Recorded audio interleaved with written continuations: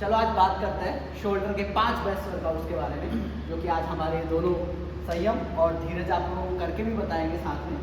Shoulder की round shape हो, चाहे आपके ट्रैप्स की ग्रोथ के लिए हो, चाहे आप देख सकते हो यहाँ पे धीरज भी हमारे साथ काफ़ी टाइम से जुड़ा हुआ है, दोनों हमारे साथ में पिछले 1 साल से ट्रेन भी कर रहे हैं। तो आज हम शोल्डर के 5 बेस्ट वर्कआउट्स के बारे में बात करेंगे और करके भी आप लोगों के सामने एज अ वॉलंटियर इन दोनों ने परफॉर्म भी करना है। तो बात करते हैं इन 5 वर्कआउट्स के बारे में। पहला वर्कआउट जो हम करेंगे जो कि है शोल्डर बार प्रेस, जो कि फ्रंट शोल्डर के लिए आपकी काम करेगी। और इसको परफॉर्म करने के लिए आपको सबसे ज़्यादा ध्यान देना है, वेट अपनी कैपेसिटी के हिसाब से लेना है और साथ ही साथ में उस वेट को कंट्रोल करते रहना है। जैसे कि आप देख रहे हो साइकिल जो रैप्स लगा रहा है तो पूरे कंट्रोल करके नीचे आ रहा है और पुश कर रहा है शोल्डर के साथ। आपको अपनी हथेलियों का या कहें हम अपने रिस्ट के पास का ताकत कम से कम यूज करना है और शोल्डर को इंगेज करना है। अब ये क्या गलतियां करते हैं लोग शोल्डर प्रेस में, उसके बारे में हम बात करेंगे कि सबसे पहले आपको अपनी विड्थ अपने शोल्डर की इंगेज करनी है। ये विड्थ आपके लिए बहुत वाइड है, तो सबसे पहले हम इसको क्लोज करेंगे। जैसा कि आप देख रहे हो, अब इसको एक मूवमेंट जब हम नीचे की तरफ लेके जाएंगे तो आप देखोगे शोल्डर पूरी तरह इंगेज हो रहा है। दूसरा क्या कि हमें अपनी हाथ को शोल्डर के लिए इंगेज करना है, क्लोज और फ्रंट रखते हुए हम इसको पूरी तरह से इंगेज करेंगे। Now performance, now you are feeling. यहाँ देखिए आप फ्रंट एंड को किस तरीके से परफॉर्म हो रहा है, फ्रंट शोल्डर आपको इसमें मूव होते हुए दिखेगा और ये पूरी तरह से आपके शोल्डर को इंगेज करेगा। तीसरी मिस्टेक जो हम इसमें कर रहे हैं कि हम इसको पूरा वेट को पुश नहीं कर रहे हैं, पूरी तरह शोल्डर को इंगेज नहीं कर रहे हैं, अपने हाथों को पूरी तरह से शोल्डर को इंगेज कर रहे हैं। दैट्स इट, सब परफेक्ट है जो हम परफॉर्म करेंगे अपने बेस्ट वर्कआउट रिजल्ट के लिए। वर्कआउट जो हम परफॉर्म करेंगे साइड रेस, जो कि आप देख रहे हो इस मोमेंटम को किस तरीके से परफॉर्म करना है। आपको अपनी हथेलियों को थोड़ा सा डाउन रखना है अपने शोल्डर से और एल्बो को पूरे शोल्डर की विड्थ रेंज तक लेकर जाना है और पूरी तरह से अपने शोल्डर को इंगेज करना है वाइडली वेट को ले जाते हुए। ये आपको परफॉर्म करेगा तो फायदा जो इस वर्कआउट का आपको होगा वो होगा आपकी जो साइड शोल्डर है उसकी गोलाइयों को बढ़ाने के लिए और साथ ही साथ में जो हम कहते हैं कि एक वाइड शोल्डर जो आपको दिखता है वो इस वर्कआउट के थ्रू आपको देखने को मिलेगा। अब जैसे कि आप देख रहे हो धीरज भी यहाँ पे परफॉर्म कर रहा है अपने साइड रेस के वर्कआउट को। साइड रेस के वर्कआउट को जब आप परफॉर्म कर रहे हैं तो आपको सबसे पहले ध्यान देना होगा कि आपकी एल्बो अपनी शोल्डर तक जाए और आपकी जो रिस्ट है वो हल्का सा अपनी एल्बो से डाउन रहे, ताकि आप इसको पूरी तरह से परफॉर्म करके वेट को इंगेज करें और ये वेट जो है आपका इस तरीके से जाएगा और ये मोमेंटम आपका नीचे आते हुए बहुत स्लो होना चाहिए। वेट आपको अपनी कैपेसिटी के अकॉर्डिंग देना है, जो आप 12 से 15 रैप को परफॉर्म कर पाओ। ये भी आपको दिखाने के लिए he can do with more weight, but ये आपको परफॉर्म करने के लिए बेस्ट मूवमेंट को दिखाने के लिए आपको परफॉर्म किया जा रहा है। परफॉर्म करने जा रहे हैं वो है फ्रंट रेस शोल्डर।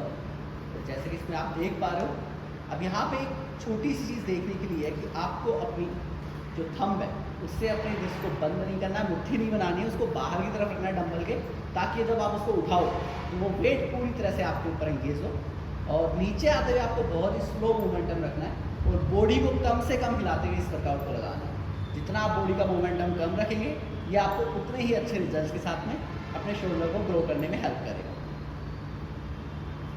धीरज अपने फ्रंट रेस को परफॉर्म कर रहा है और जैसा कि आप देख पा रहे हो नीचे बहुत फास्ट जा रहा है, तो ये पहली मिस्टेक है, अपने नीचे के मोमेंटम को बहुत स्लो लेकर आओ वेट को। दूसरी चीज़, हम जाते हुए कई बार कोशिश करते हैं कि अपने सर को वहाँ बिठा रहे हैं, इसकी ज़रूरत नहीं है हमें। हम इसको परफॉर्म कैसे करेंगे, इसको जब हम ऊपर लेकर जाएंगे तो अपनी बॉडी को होल्ड करना है और साथ ही साथ वेट को बहुत स्लोली नीचे लेकर आना है। फ्रंट रेस को परफॉर्म करने के 2 मेथड है, कुछ लोग डंबल को आड़ा रखकर लगाते हैं और कुछ लोग सीधा रखकर लगाते हैं। हम इसको सीधे भी लगा सकते हैं, सीधे एक रैप परफॉर्म करके दिखाएगा धीरे धीरे आपको। इसमें भी आपको उतना ही कंट्रोल वेट के साथ ऊपर जाना है और उतना ही नीचे आना है। आप यहाँ पे देखेंगे किस तरीके से आपके शोल्डर को इंगेज कर रहे हैं। अगला वर्कआउट जो आप देख रहे हो ये है रोप पुल डाउन।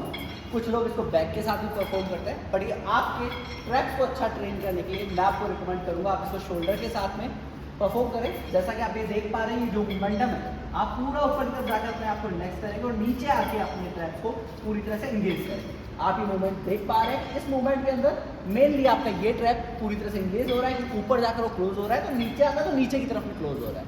ये इसके मोमेंटम के लिए बेस्ट है, तो परफॉर्म कर रहा है। अब हम मिस्टेक्स के बारे में बात करेंगे। पहली मिस्टेक कि जो मूवमेंटम बहुत ज़्यादा फास्ट है, तो हम इसको पहले स्लो डाउन करेंगे। दूसरा, अपनी एल्बो को आगे की तरफ रखेंगे और वेट को पूरा ऊपर की तरफ खुलने देंगे और ऊपर जाएंगे हम और यहाँ से हम नीचे जाएंगे आगे, और नीचे आने पर हमें लेट्स एंगेज नहीं करना है। हाँ, तो यहाँ से अपने आप को क्लोज करना है, तो हाथ को वाइड रखते हुए आगे की तरफ में खोलेंगे और यहाँ से क्लोज करें।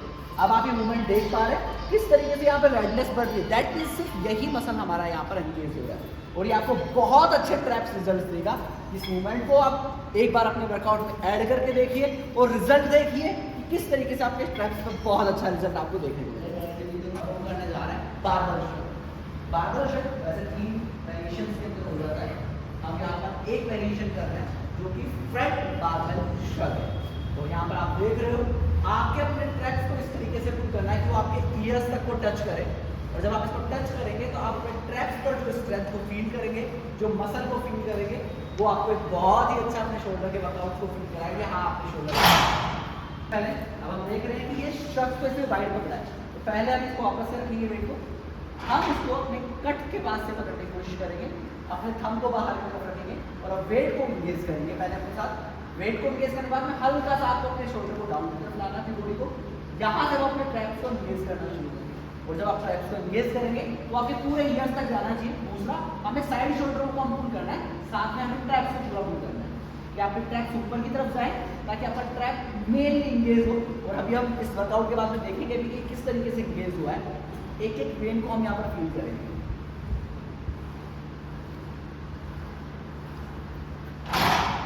टी-शर्ट को डालो।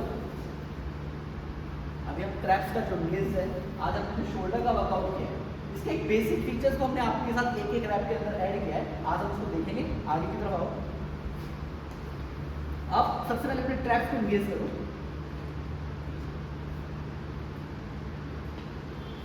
डाउन डाउन, ओडिया, यहाँ से अपने शोल्डर को खेलो। अब आप देख पा रहे हैं कि जो शोल्डर के ट्रैप्स की ग्रोथ है आज तक जो हमने यहाँ पर देखी है, आप यहाँ पर ये देख पा रहे हैं कि ट्रैप्स कितने अच्छे से, जिसको हम कोलर भी कहते हैं, कितने अच्छे से मूवमेंट देते हुए नीचे की तरफ है, और ये धीरज के साथ आपके सारे रिजल्ट देखने को मिल रहे हैं।